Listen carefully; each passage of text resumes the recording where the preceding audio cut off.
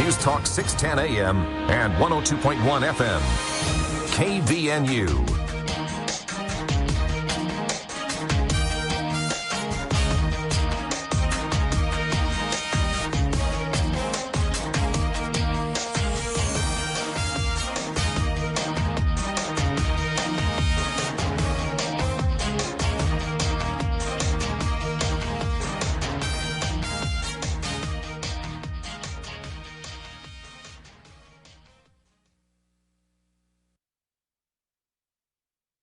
Good afternoon, Jason and everyone. I'm Will Theorite with your local headlines as we begin KVNU's For the People show. Well, thousands of participants and spectators lined the streets of downtown Salt Lake City yesterday, filling the Capitol with floats, flags, and music for Utah's annual Pride Parade. Now, the march, which started near Temple Square and then concluded at 400 East, served as the final event of Utah's Pride Elevated celebration. Now, a diverse array of local businesses, advocacy groups, and performers, along with allies, marched in solidarity to promote LGBTQIA+ empowerment and community visibility. Now, attendees celebrated the event's growing scale and uniquely welcoming atmosphere. First-time parade goer Amy Du Bois had noted how comfortable the positive energy had made her feel. Now, other participants highlighted the rapid growth of the state's Pride celebrations in recent years. Well, the human-caused tower fire burning in Millard County is now ballooned to nearly 1,300 acres. The blaze, which sparked yesterday afternoon near Scipio, is currently only about 10% contained. Now, fire crews say they are relying on aerial water drops and dozer lines to try to slow the flames. Now, while State Route 50 is open in Millard County, sheriff's officials are asking the public to stay away from the area to give firefighters space. Now, the outbreaks come as authorities issued red flag warnings for some of Utah, officials noting that warm, strong south winds along with high temperatures and dry vegetation are creating critical and dangerous fire conditions across the state. And record warm temperatures have triggered an unusual, early, and robust foxtail weed season, and that's sparking warning calls from local veterinarians as the dangerous birds are posing severe health risks to area pets. Now, veterinarians reported seeing up to 10 cases a day starting as early as May. That's weeks ahead of the typical schedule. Now, foxtails, a pervasive weed that goes to seed rapidly in hot weather, easily can attach to or lodge inside pets. Now, they do not show up on traditional x-rays and can migrate through tissue, potentially damaging organs and becoming fatal. Now, one resident, Joanne Bolnick, recently rushed her dog, Tucker, to a clinic after the dog began severely vomiting and gagging. A veterinarian ultimately extracted a vial full of foxtails lining the dog's tonsils. Now, experts urge pet owners to inspect their animal's paws, ears, and mouth after every outdoor trip to make sure that they are not hit. Now, also, it's encouraged to remove the weeds immediately around your neighborhood. Well, we've got a mix of sun and clouds the rest of the afternoon as temperatures have been in the low 80s today, and looks like we'll see some rain coming tomorrow. As overnight temperatures tonight will be dropping into the low 50s. Tomorrow will be around 70 for our high, a little warmer on Wednesday, and we'll get back into the 80s for Thursday and Friday. Looks like we'll stay in the 80s for the weekend as well.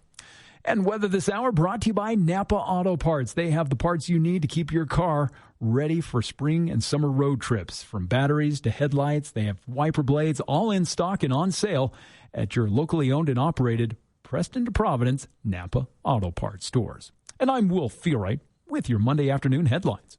Owning a business may be stressful, but insuring it doesn't have to be. This is Matt Robbins with the Alera Group, formerly Quality First Insurance. Our experienced agents have been in the industry for many years and understand the challenges you face. As an independent agency, we have access to multiple carriers like Auto Owners Insurance to ensure you get the policy that's right for your company. Let's give your business insurance a fresh look. Call us today, 435-752-0101.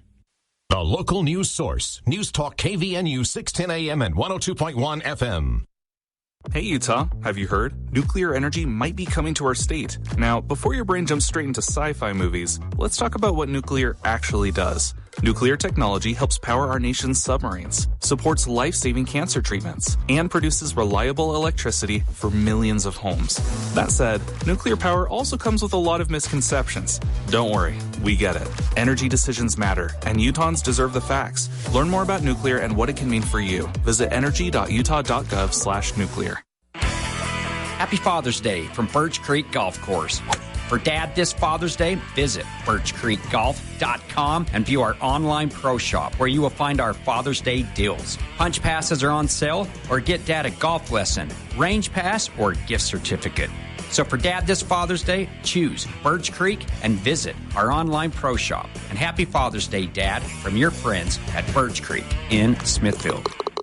Hi, this is Gordon Deal. Tuesday on This Morning, America's First News. It's a type of who's on first happening in some southern states as election officials, voters, and candidates figure out who belongs on what ballot. Also, the enormous effort by Homeland Security around the World Cup. Plus, the latest after the fighting between Israel and Iran. And how much should parents support their college grad children? Tuesday on This Morning, America's First News. From 4 to 6 on News Talk KVNU, 610 AM and 102 FM. KVNU's For the People with Jason Williams and Bill Walter. And it is Utah known as the fraud capital of the world.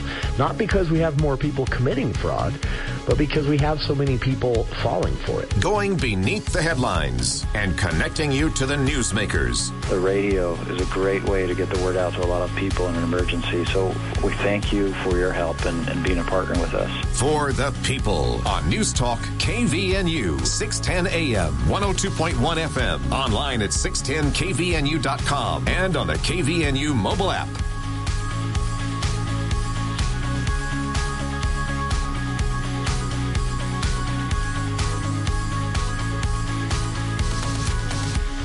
Welcome to KVNU's For the People. It is Monday, June 8th. I'm Jason Williams. 76 degrees here at the Radio Ranch at 4:12 in the afternoon.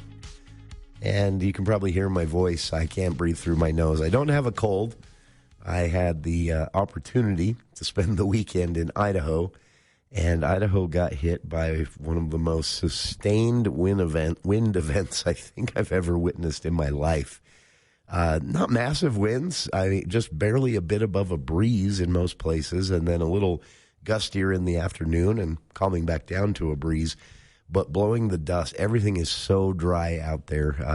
At one point, headed south from Idaho Falls, I couldn't see more than a mile ahead of me because of the dust in the air. And I knew there was an area coming up where the freeway went down to one lane as you head towards the Fort Hall area.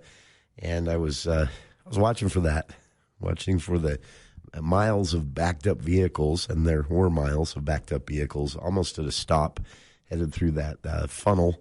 And, I was surprised that at least that I heard there weren't many accidents, but a lot of dust in the air, stayed dusty until just after Pocatello and then calmed down. I'm paying for it today, just breathing that in all day long as we were hiking and other things. Having an allergy event, so forgive the stuffy sounding voice, and at least I don't have a cough and a cold, though, right? You don't have to put up with that. Big story over the weekend. I caught this, again, being out and about. I hadn't really, been paying close attention to the news. And unfortunately, Mr. Musk has kind of ruined Twitter as a news aggregator, which was the only thing I ever used it for.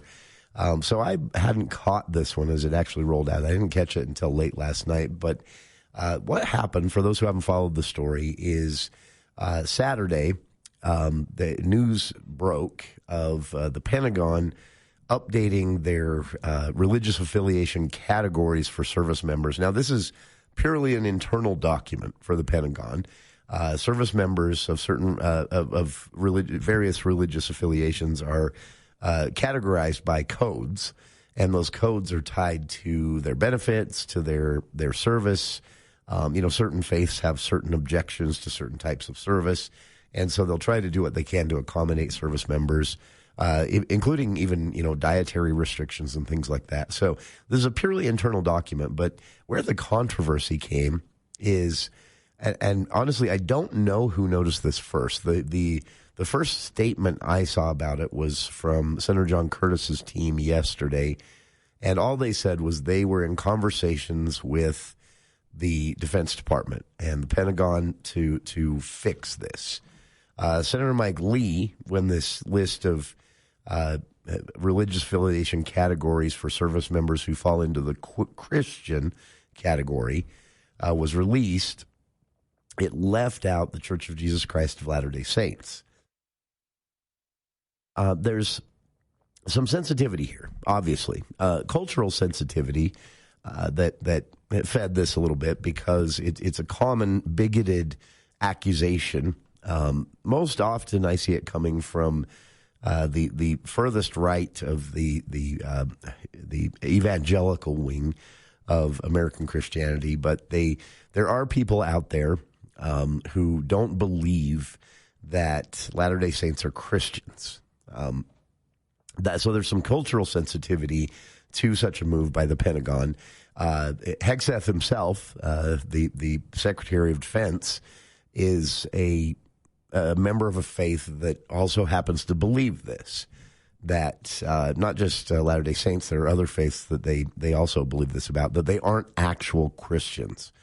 There are certain very fundamentalist Baptist sects that believe this. Anyway, so there are some cultural sensitivities to this, and that got everybody, I think, here in Utah a little, got the hackles up a little bit when they first saw this announcement in the news.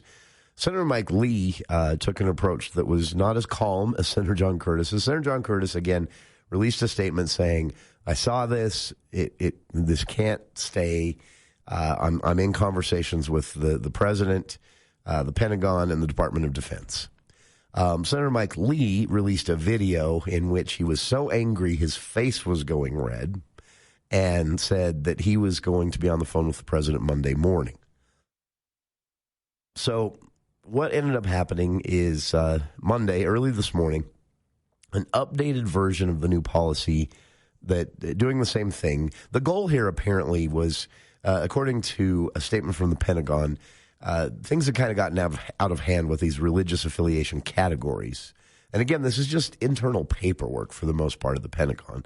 But it's important. Again, it's tied to service members' benefits, their any religious objections they might have to certain types of service while serving in the military, dietary restrictions for many religions.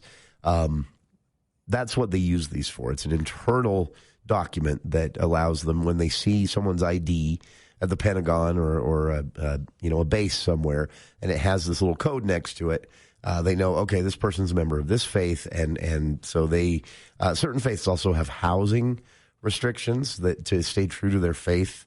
They can't stay in co-ed housing, things like that.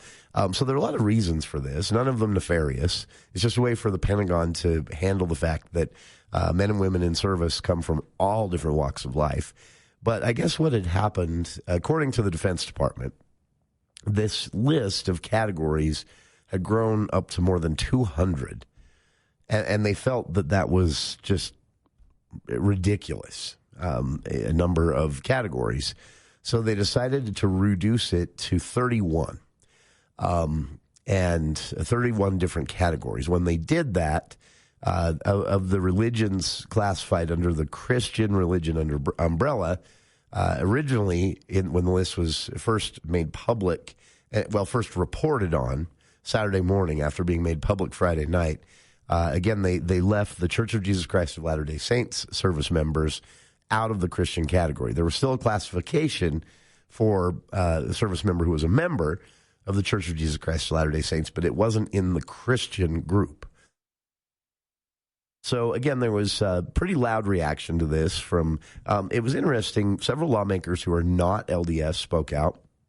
As I mentioned, Senator John Curtis, Senator John Lee both spoke out here. Senator Mike Crapo from Idaho said as well that he'd be protesting the categorization change. The Pentagon this morning said that this had been an innocent mistake. They didn't mean to offend anyone. In the statement released by the Defense Department this morning, they wrote, in order to clarify the work of chaplains and simplify the work of commanders. The Pentagon has consolidated and simplified the list to roughly 31 different codes. The Pentagon's job is not to adjudicate theological debates, but instead to ensure sincerely held faith is respected and encouraged in our ranks. On X this morning, the Department of Defense Rapid Response Team, they call themselves the Department of War Rapid Response, but until Congress changes the name, I'm calling it the Department of Defense.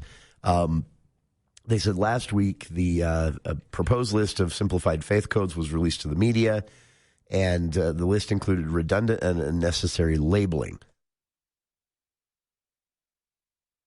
So basically what they're saying here is that it was an honest mistake that they put outside of the group of Christian religion codes the Church of Jesus Christ of Latter-day Saints. In that group, originally, there was everyone, basically. There was everyone from Jehovah's Witnesses to Catholics, Christian Science, Church of Christ, Church of God, evangelicals, of course, Lutheran, Methodist. So basically every different form of Christianity was in there, except Church of Jesus Christ of Latter-day Saints. So some people are saying they don't buy it. There is an activist here in Utah who's been very loud about the way Mormons are treated in politics, specifically by evangelicals. I forget the handle he goes by on X, but he's got like a few 100,000 followers here in Utah. And he declared this morning he's not buying this. And he says, I'm not saying this to, stir or make people paranoid. I'm saying that I feel like we do have some people in important positions, not just in the military, who are bigoted towards Latter-day Saints, and that we should be, pretty watchful about this. So it goes on. Congresswoman Celeste Malloy, she put out a statement. So after all of this was said and done, she put out a statement and said that she expressed confidence that this was a mistake. She said she knows many members of the church serving in military leadership who would have been consulted on this decision. She said that even last year, President Trump recognized Latter-day Saints as being Christian himself in a speech. I don't remember which speech that was. So she pointed all of these things out, and she said she believes this was an honest mistake. That this is, they didn't understand how offensive this would be to Mormons. So they corrected it. They've now classified in their, under the Christian umbrella. That list does now include service members who are members of the Church of Jesus Christ of Latter-day Saints. So the whole thing is over now, but it was an interesting one to watch. And again, one pretty popular social media influencer and a few others in similar circles are saying that they don't buy it. They believe this is more of the same from evangelicals, which Secretary of Defense Pete Hegseth is a member of a very small subset of an evangelical fundamentalist religion. So they believe this was not an accident, that this was actually, it was an accident in that they didn't realize it would be offensive, but it wasn't an accident in that the decision makers who played a role in this, the claim is at least, do not consider members of the LDS faith to be Christians. And so this activist said, keep a close eye on this. This is something that, we need to watch out for. It's probably going to be more frequent.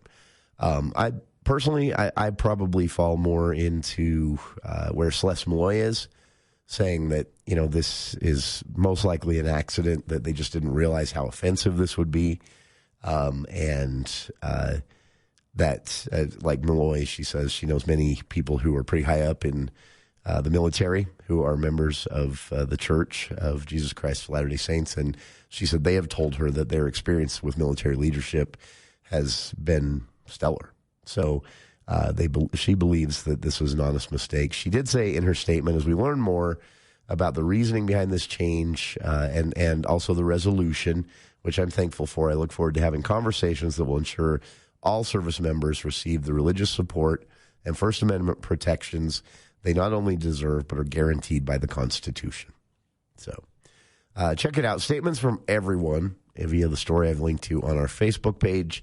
And we'll be back with more For the People right after this. News Talk 610 AM, 102.1 FM, KVNU. Finding comfort outdoors by upgrading your landscape is easy with the creative touch of Canyon Landscaping. Imagine beautifully designed planting beds, an outdoor patio with landscape lighting to help you relax, entertain, and enjoy your home. Your project designed around your lifestyle and professionally installed, on budget and on time. See their work at canyonlandscaping.com or call 752-3838 to get started right away. Canyon Landscaping. Look for the leaf. Logan, Ogden, stand by for details on how much it costs to borrow $1,000 from Dollar Loan Center.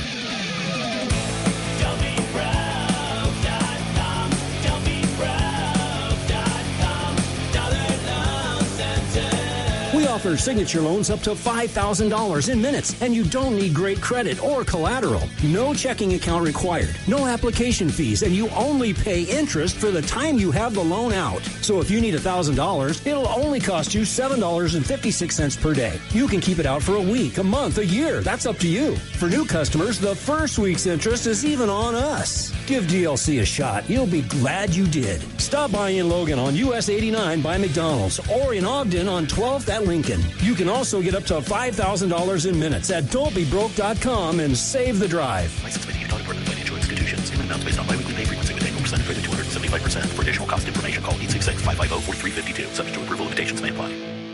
Hi, this is Gordon Deal. Tuesday on This Morning, America's First News. It's a type of who's on first happening in some southern states as election officials, voters, and candidates figure out who belongs on what ballot. Also, the enormous effort by Homeland Security around the World Cup. Plus, the latest after the fighting between Israel and Iran. And how much should parents support their college grad children? Tuesday on This Morning, America's First News. From 4 to 6 on News Talk KVNU, 610 AM and 102 FM.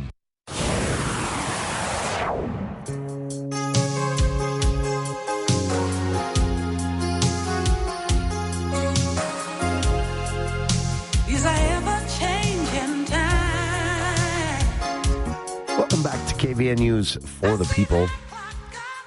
Coming up later on in the show, Megan Davenport. She is communications coordinator for the Cash Refugee and Immigrant Connection. And she's going to be joining us here in the studio to talk about this Saturday's World Refugee Day. This is taking place at Willow Park, and this is an opportunity for residents of the Valley to get out and support and learn more about refugee families living here in Cache Valley from all different parts of the world, usually war-torn countries where they escaped to save their lives or the lives of their family, and find themselves living here in Cache Valley. CRIC, as they're known, the Cache Refugee and Immigrant Connection, serves as a coaching service, if you will, for these refugee families as they come through into the U.S. legally as part of the refugee program. They are basically put into these state-level refugee programs and then find themselves trying to, adapt to life in places very different from where they escaped, usually to save their own lives. And CRIC and groups like this in Utah help them to do everything from getting driver's licenses and insurance to finding housing, to finding jobs, learning the computer. They did a class a little while ago for internet safety. This is a really good program. It's a nonprofit, and they run on a shoestring budget. And they do this World Refugee Day every year at Willow Park to give everybody a chance to not only learn more about the refugees living here in the Valley from other countries, but also to help them find out how you can help more, both through CRIC's work and directly. So we'll be talking with Megan about that coming up in hour 2. On the other side, a little update or a little catch-up, if you will, for those who haven't followed closely. The Box Elder Accountability Referendum, BEAR, that filed referendum requests or applications with the county and Box Elder to begin collecting signatures to overturn the decision of Box Elder County commissioners to move ahead with the Stratos project, the big data center proposal in Box Elder County. Well, a couple of weeks ago, the county attorney ruled that, well, didn't rule. The county attorney announced that upon review, the applications were not appropriate. They had submitted applications that would have been appropriate had a new law or ordinance been created. These were just administrative decisions, so they did not meet the merits of state law on referendums. So the referendum was tossed. Bear has sued. They're actually appealing that decision up to the circuit court. That's pending. But they're asking everyone in Box Elder County to be aware of and attend if possible. Got to get the time right here. Hold on. That's right. Okay, so Wednesday, June 10th, a public meeting has been scheduled. This will be at 5 p.m. on June 10th. And Bear says this is a meeting that everyone in Box Elder County is going to want to attend. The Box Elder County Commission will discuss possible moratoriums on data center and data center power plants in Box Elder County. So this is different than Bear, which is residents organized this Bear group to file the referendum paperwork. And again, they're now appealing the decision of the county attorney at the district court level to get that referendum, to keep that referendum effort alive. That's pending. We'll see where that goes. But Bear is saying this is an opportunity for Box Elder County residents to let the county council know how they feel, because the Box Elder County Commission will be actually talking about these proposed moratoriums or pauses, if you will. Moratorium isn't a ban. Moratorium is saying we're not building anything right now. We need to think about this more, learn more. So Bear organizers are saying they want supporters and all Box Elder County residents to be aware of the meeting this Wednesday and come and be prepared to contribute your input. They're reminding everyone, stay respectful, don't scream, try to avoid using profanity. This is not a discussion around a permanent ban on data centers in Box Elder County. It's a tool, Bear says, that local governments can use to slow a process down while they gather more information, conduct studies, review environmental impacts, decide what the rules should be for projects this large going forward, things like that. So, again, moratorium, not a ban, but that's what's being discussed by the county commission this Wednesday at 5 p.m. So Bear is asking us to help get word out on that, and we're glad to oblige. But also for all those. Now, Bear, of course, is opposed as an organization of volunteers. They're opposed to the data center. I'm going to add my own 2 cents here. Even if you are for the data center agnostic, if you're a Box Elder County resident, this will be a meeting you want to be at. There's going to be a lot of information, I guarantee, thrown out, things that have been learned since that May 4th vote where all the controversy started. But this is, again, this Wednesday, June 10th, 5 p.m. Public meeting has been scheduled at the Box Elder County Commission chambers. That's 01 South Main Street in Brigham City. So, again, that's this Wednesday at 5 p.m. They're inviting everyone in Box Elder County to be a part of this in the hopes that they can I'm guessing what the commission wants to do here is have things play out much better than things did on May 4th. So the plan, again, is just to have this public meeting and discuss the potential for a moratorium on data centers in Box Elder County. Again, different from a ban. A moratorium is just saying we want to slow this way down. We've got a lot of questions that are unanswered. We'd like to do some research. We'd like to do some studies. And so we're going to put a hold on all of this for the time being. That's what a moratorium would be. Now, this isn't a vote that's happening Wednesday. This is a public meeting in order to collect opinions and information from the public. So they'll give you the details of what a moratorium might look like, talk a little bit maybe about where they're at on it as commissioners, and then the public meeting is primarily for the public to weigh in on the potential of slowing this whole process way down with a moratorium. So, again, that's this Wednesday, 5 p.m., invitation from BEAR, the Box Elder Accountability Referendum Group, for their supporters, or anyone, even if you're not a supporter of bears efforts and like the idea of the data center being built, this meeting is still for you. 5 p.m. this Wednesday at the Box Elder County Commission Chambers, which is 01 South Main Street, Brigham City, Utah. A public meeting on a potential moratorium on data centers in Box Elder County. Full details, courtesy of Charlie Schill at CashValleyDaily.com, front page there. And we'll be back after the news with KVN News. Will Feel Right.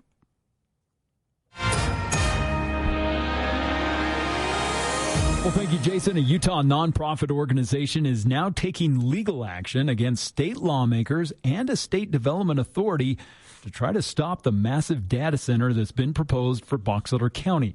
Now, the organization, known as the Alliance for a Better Utah, filed their lawsuit last week against the Military Installation Development Authority, or MIDA, as well as the Box Elder County Commission and 2 state senators. Now, the lawsuit claims that the Stratus Data Center project unconstitutionally places land use and tax decisions in the hands of an unelected board. Now, the plaintiffs argue that Senate President J. Stewart Adams and Senator Jerry Stevenson are unconstitutionally holding dual offices by sitting on the MIDA board. Now, the lawsuit also alleges the Political Action Committee, controlled by Adams, received $135,000 from MIDA's supporters. Now, the group is asking a judge to permanently block the project, remove the lawmakers from the board, and also demand the return of the funds. In other news, the Church of Jesus Christ of Latter-day Saints dedicated 2 new temples yesterday, one in California and the other in Oregon. Now, President D. Todd Christofferson of the church's first presidency dedicated the Yorba Linda, California temple. Now, announced back in April of 2021, church officials said the 30,000 square foot single-story structure will serve approximately 21,000 local members of the faith. Now, Christofferson called the temple a tangible testimony of Jesus Christ. Meanwhile, President Dieter F. Uchtdorf, the acting president of the church's Quorum of the 12 Apostles, dedicated the Willamette Valley, Oregon temple. Now, this marked the state's 3rd temple. The site broke ground back in October of 2022 near the University of Oregon and Oregon State University.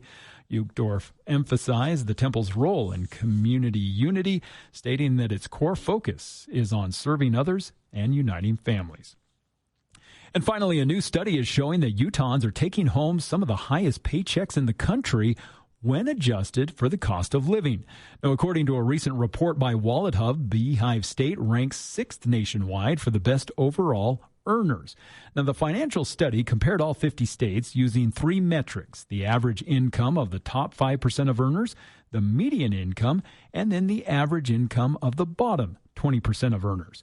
Now, what they found was while Utah ranked 17th for its top earners and 13th for its median earners, the state secured its high overall placement thanks to its lowest earners. Now, Wallet Hub's report noted that the average income for Utah's bottom 20% is just over $24,000, marking the highest average for that demographic in the entire country. Now, Virginia, New York, and New Jersey, meanwhile, took the top 3 spots in the nationwide study. Well, we do have a chance of some rain coming for tomorrow, as we've had a mix of sun and clouds today. Temperatures in the low 80s. Tonight will drop into the low 50s. Then rain, thunderstorms possible for tomorrow morning into tomorrow afternoon.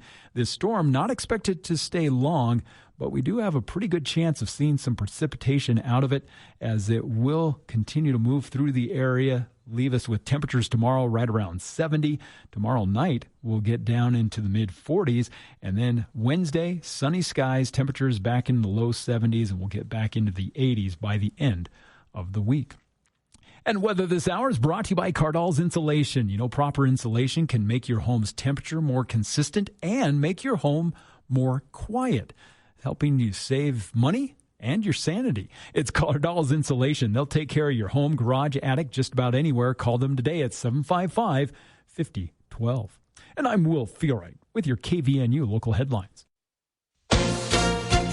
ABC News, I'm Chuck Sievertson. Excitement, anticipation, and security are higher for tonight's third game of the NBA Finals in New York because President Trump plans to attend. Matt McCool with Secret Service. You will see Secret Service, police, and special agents, transportation security officers, federal air marshals, and the NYPD officers throughout the area. The cheapest seats on the resale market selling for about $8,000. Estimates are New York City alone could bring in as much as $465 million from these finals. ABC's Sherry Preston. The Knicks lead the series 2-0 for the San Antonio Spurs. President Trump today said that the U.S. will have total victory in Iran in the next 2 weeks. He spoke to Republicans at a virtual telephone rally for Republican candidates. The Senate has formally received the nomination of Acting Attorney General Todd Blanche to serve as Attorney General. It could tee off a contentious confirmation battle. This is ABC News. Did you know you can cut your Rocky Mountain power bill by 40 to 50% without a single solar panel? With the new time of use rates, power is 4.5 times more expensive in the evening, but cheap during the day. At Greenbox Solar, we install smart home batteries that charge up when electricity is cheap, then power your home during peak hours. Solar is totally optional and can be added in the future, but savings are guaranteed. Drop by Greenbox Solar's showroom in South Logan to see the hardware for yourself. Visit our website at poweredbygreenbox.com. Bringing Wall Street to Main Street. From your local experts in downtown Logan, this is the Adams Wealth Advisors Market Report. This is Scott Levitt with Adams Wealth Advisors. This new week started on a positive note after Friday's significant sell-off. Most major U.S. stock indices ended Monday higher, with the exception of the Dow Jones Industrial Average, which posted a modest loss of 81 points to 50,786. The NASDAQ, a tech-heavy index, rose 0.86% to 25,930, while the S&P 500 edged up to 0.3% to 7,406. Technology stocks led the rally due to the renewed enthusiasm surrounding AI, while energy stocks also advanced as geopolitical uncertainty continued. Today's gains could largely be attributed to AI-related stocks. Chip makers, particularly those involved in the memory market, posted nearly double-digit gains in a single day, with the semiconductor index rising more than 4%. Investors likely viewed Friday's sell-off as an overreaction, especially for companies tied to the AI sector, which continues to be seen as a source of generational technological advancement. Interest rates moved slightly higher, with the 5-year Treasury yield rising 1 basis point to 4.29%, and the 10-year Treasury yield increasing 3 basis points to 4.56%. Aside from a renewed wave of attacks between Iran and Israel over the weekend, along with pledges to end those attacks today, there have been no significant updates regarding the situation. Looking at developments relevant to AI, technology startup valuations have declined significantly due to concerns surrounding AI, particularly among software companies. AI's growing capabilities in rule-based and text-intensive tasks have made the software industry especially vulnerable. Looking ahead, the Small Business Optimism Index, existing home sales data, trade balance, and wholesale inventories report will be released tomorrow. Adams Wealth Advisors will continue to provide updates. That's your update from Adams Wealth Advisors, guiding your financial future one day at a time. For personalized help planning yours, reach out to us at 435-752-1702. See you soon, Cache Valley. Advisory services offered through Adams Wealth Management, a registered investment advisor. For important disclosures and more information, visit adamswealthadvisors.com. This summer, the line between safe and sorry might be as small as an overgrown tree. Dry branches, thick brush, untouched areas around your home. That's the kind of fuel fire loves. Let Hull Tree Care help you push that line back by creating a defensible space and reducing fire risk around your property. Call 760-6587 for a free fire risk evaluation from Hull Tree Care. Be fire aware with Hull Tree Care. The Above and Beyond Salute. Hello. This is Sandy Curtis. Yes, it is. I had heard that you have retired. After 36 years, I have retired. Were all of 36 years in elementary school? It was. I truly love what I did. It's a great opportunity for me to serve, but it's a greater opportunity for kids to touch my heart. Wow. I miss it. Firehouse Subs teams up with us as part of this, and they would like to treat you to free lunch or dinner anytime. Wow. Well, thank you so much. The Above and Beyond Salute on News Talk KVNU.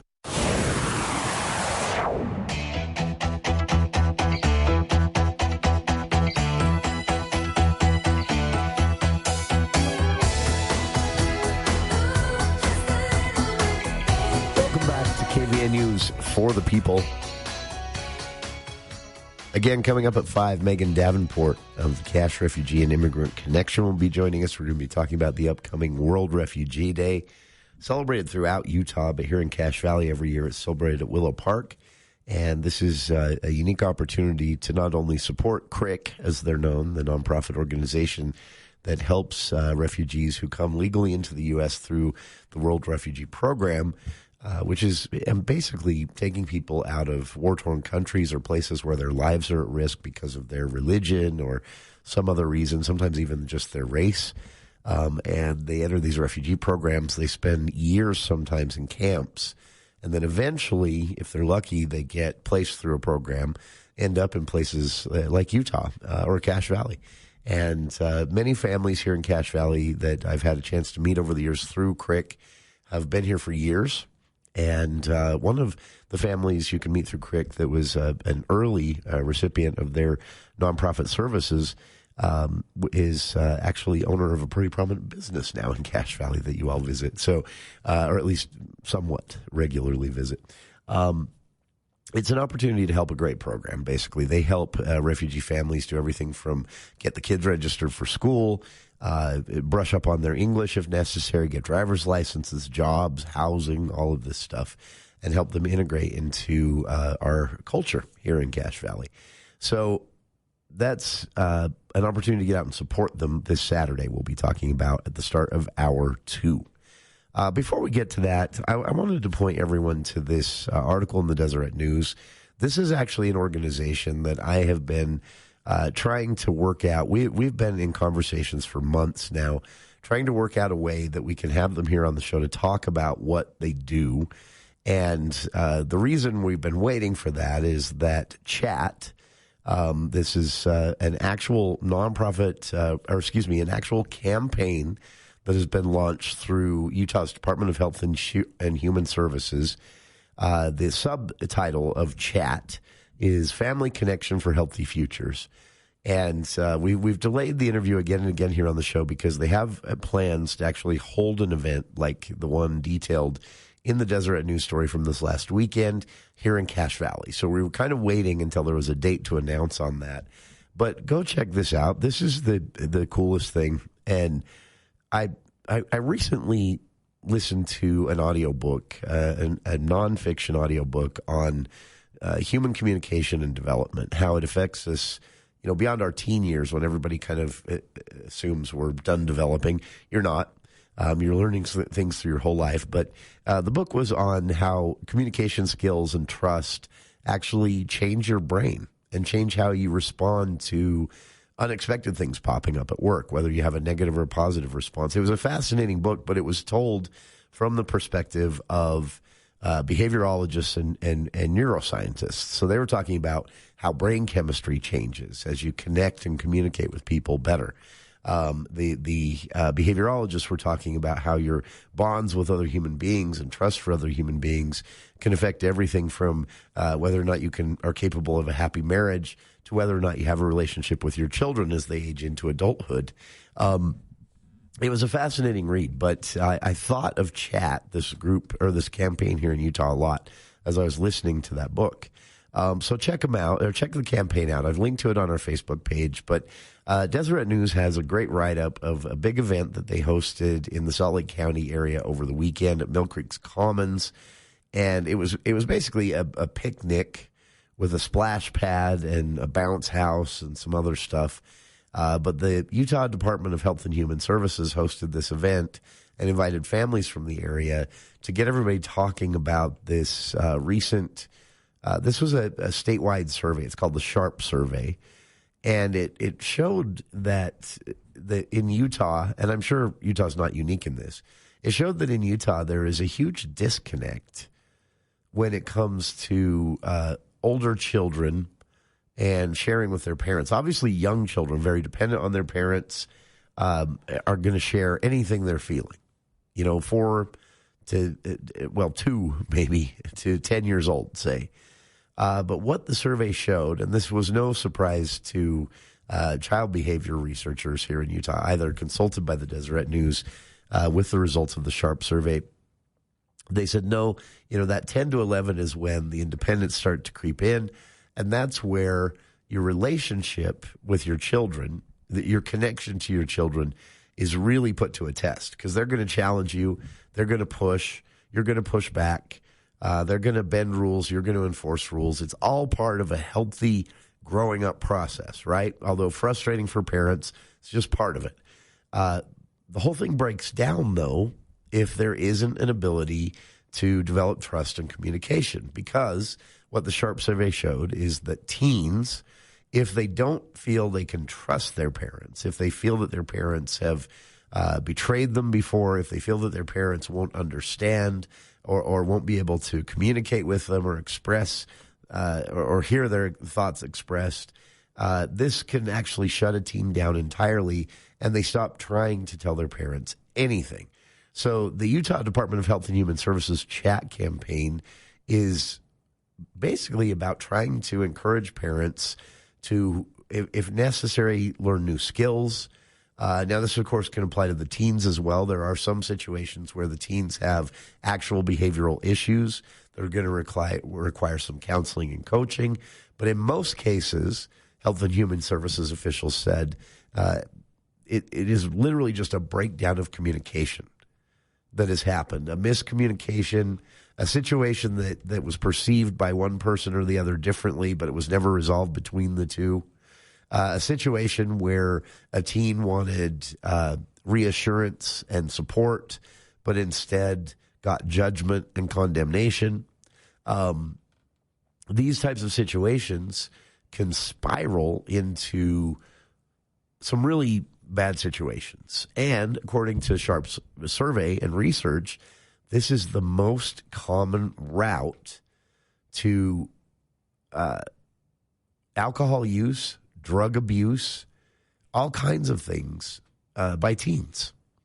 And so they want to change that or do what they can. So they had this event in Mill Creek on Saturday, brought all these families together, and just basically with splash pads, food, bounce houses, and everything, like fun environment for the kids. They had stuff for the teens as well. And then they just had these little talks about what a meaningful conversation actually sounds like, what good communication that actually strengthens bonds actually sounds like. It's the coolest idea. Taking some of the research that's done at places like, family studies at Utah State University and routing it through the Department of Health and Human Services into this chat campaign, and then getting families out and talking about this stuff. But again, what caught my eye about this is this recent audiobook I'd listened to where I learned that, this is tied, this communication breakdown is tied to so many societal ills and people who have had struggles that could have been easily avoided. Literally just not ever developing communication skills to express themselves can lead to an inability to trust anybody as an adult. Amy Winder-Newton, director of Utah's Office of Families, in a statement after the event Saturday said, "The point of all this is to remind parents, don't be so busy with life that you forget to have those deep and meaningful connections with your children. There will come a time," and Newton said, "I pray for every parent out there, it's something minor, but there will come a time when your relationship with your teen will be tested, and they need to trust you, you need to trust them, and that is impossible without communication." State Representative Douglas Welton, a Republican from Payson, Utah, actually spoke at the event. He's a high school teacher as well. And he said a couple of years ago he was approached by Utah's Office of Families for the idea of a campaign to boost family communication and communication skills. And he said that he has seen over the last year since they launched this that it's been a powerful tool, and it's actually helped families. He says, in fact, one of the students in his class that was struggling came to a chat event when it was hosted in Payson, and they actually were able to kind of turn things around. It's pretty amazing stuff. And it seems too simple, right? Just being able to talk. So the chat website is something you should check out. That is Department of Health and Human Services website. So it's dhhs.utah.gov/chat. I've linked to that on our Facebook page. But they're asking people here in northern Utah to ask them to come and hold an event and to help them schedule it at a local park or something like that. So take a minute and reach out and see if you can help in some way. They have some really easy practical tips for parents out there. Intentional time. Make intentional choices to spend time, especially with your teens, even if it annoys your teens. They love it secretly. Learn and practice something called active listening. That is way, way harder to do than it sounds like. Model positive behavior. That's a no-brainer for parents, right? Ask open-ended questions. That's also difficult to do. I've had to learn that. Interviewing people here in the studio did not come naturally. Encourage your kids and offer affection. And, of course, show up and engage. Be there and be a part of their lives. So some really cool and useful tips. Again, the chat website is DHHS, Department of Health and Human Services, dhhs.utah.gov/chat. And we'll be back right after this. Hi, this is Brooke Stevenson. I'm David Castor with Adams Wealth Advisors. We're truly honored to be named Best of Northern Utah Gold winner for the best financial planner. This community means everything to us, and we're grateful for every customer who made this possible. Thank you for your trust. Advisory services offered through Adams Wealth Management, a registered investment advisor. For important disclosures and more information, visit adamswealthadvisors.com. That's adamswealthadvisors.com. My name is Dane Murray, and I'm asking for your support to continue serving as Cache County Attorney. I've spent my career protecting families, prosecuting violent crime, and working with law enforcement to keep Cache County safe. I'm the only candidate in this race with prosecution experience, and I'm honored to have the support of Sheriff Chad Jensen. When it comes to protecting our families, experience matters. Vote Dane Murray for Cache County Attorney. The difference is clear. Paid for by Dane Murray for Cache County Attorney. Vote Dane Murray. If you've ever passed by 485 North Main, you've likely noticed how well kept the property is. The grass is always green and the flower beds are always well kept and in bloom. What you see on the outside is exactly what you'll find inside. Care and attention to detail. Exactly what you want when you're dealing with one of your most important senses, your hearing. Dr. Daines' love and care for the community has always gone beyond the front steps at Cache Valley Hearing and Audiology. So if you're not hearing as well as you used to, stop in at 485 North Main in Logan or visit them online at cachehearing.com.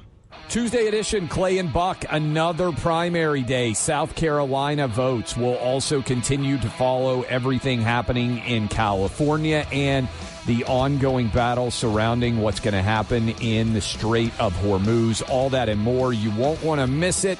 Come hang with us. Tuesday edition, Clay and Buck. 10 to 1 on News Talk KVNU, 102 FM at 610 AM.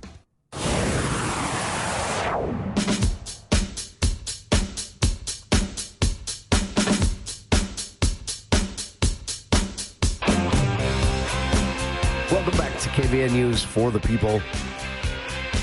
Coming up in hour two, we'll kick things off with a guest here in the studio, Megan Davenport of the Cache Refugee and Immigrant Connection. She'll be talking to us about their upcoming World Refugee Day this Saturday at Willow Park. And this is an opportunity to get out and meet some of these refugee families. I found that is often what makes a difference between... I've had some friends with some strong opinions about immigrants and refugees who have then had an opportunity to meet a refugee family living here in Cache Valley. And that, I think, makes the difference. All of a sudden, it's a human being. You get to hear their story, what it is they escaped, why they entered the refugee program in the first place, which, by the way, takes years to complete before you're actually, placed somewhere else in the world. It's an opportunity to meet these people and talk to them, but also an opportunity to help CRIC, the Cache Refugee and Immigrant Connection. So World Refugee Day coming up this Saturday at Willow Park. Megan will be with us at the start of hour two. Also in hour two, I hate to even bring it up. Who am I kidding? I love to bring this stuff up. I don't think this debate will ever be resolved, ever. But it's a really important question. A new study that was done on 7 of the United States' major public universities asks the question once again, are universities spending way too much on the football team? You're going to be surprised at the answer, though. We'll talk about that and more in hour 2 of today's show, right after this, here on KVNU Logan.